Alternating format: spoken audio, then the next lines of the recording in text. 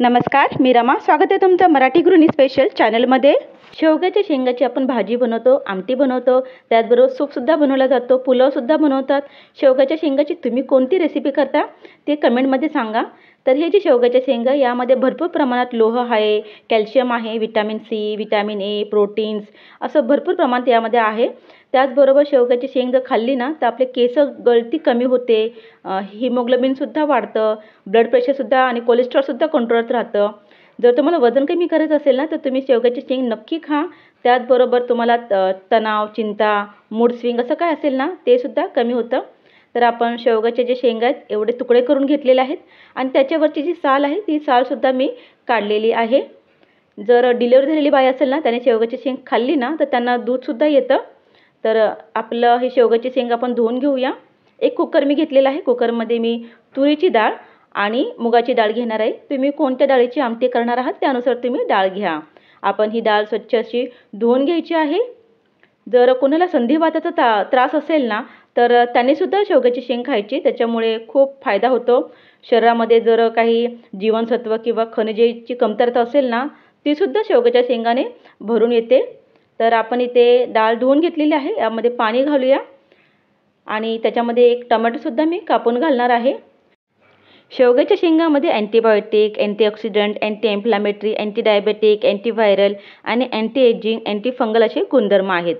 त्याच्यामुळे शेवग्याची शेंग तुम्ही जेवणामध्ये अवश्य घ्या. भरपूर प्रमाणात शेवग्याच्या शेंगा बाजारात आलेल्याच असतात.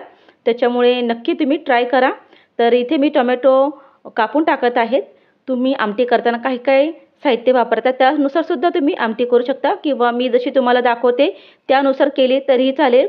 तर याच्यामध्ये आपण शेवग्याची शेंगसुद्धा धुवून घातलेली आहे आणि अर्धा चमच आपण यामध्ये हळद घालत आहोत. मिक्स करून घेऊया. कुकरला मी 2 शिट्ट्या करणार आहे आणि मग कुकर थंड करून घेणार आहे.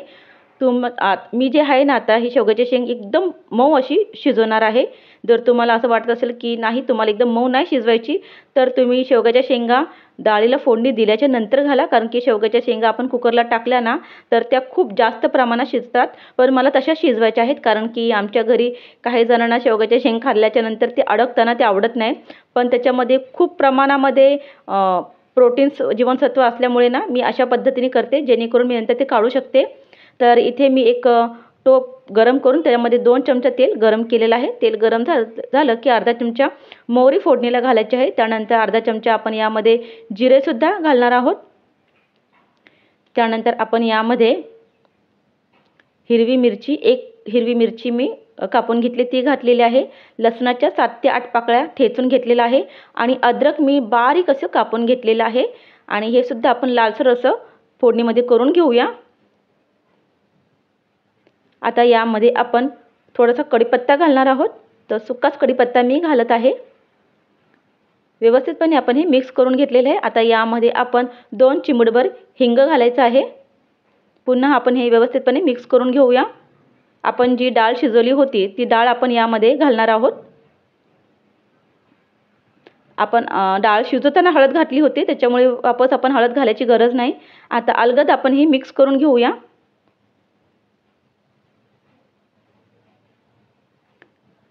कुकरमध्ये थोडंसं पाणी टाकून ते पाणी आपण ह्या डाळीमध्ये टाकूया. मिक्स करूया. डाळ भरपूरच घट्ट आहे. आणखीन यामध्ये मी 1 ग्लास पाणी घालणार आहे.